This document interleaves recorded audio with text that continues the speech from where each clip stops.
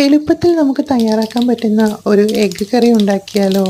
അതും പാലപ്പത്തിനും ഇടിയപ്പത്തിനും ഒരുപോലെ നമുക്ക് കൂട്ടി കഴിക്കാൻ പറ്റുന്ന പാകത്തിന്.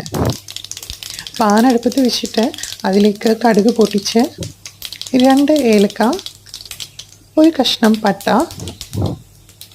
ഇവയെല്ലാം പൊട്ടി വരുമ്പോൾ അതിലേക്ക് അരിഞ്ഞു വച്ചിരിക്കുന്ന ഈ ഒരു സവോളയും ഒരു 2 പച്ചമുളക് പിന്നെ ഇഞ്ചിയും വെളുത്തുള്ളിയും ചേർത്ത് നന്നായിട്ട് വഴറ്റിയെടുക്കാം.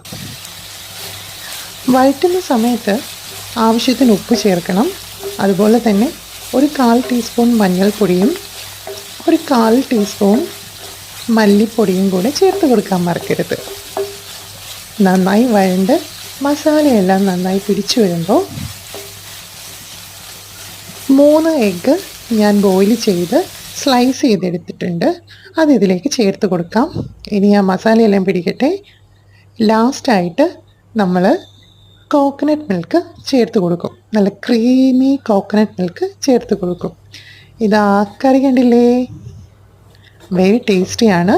ട്രൈ ചെയ്ത് നോക്കിക്കോളൂ.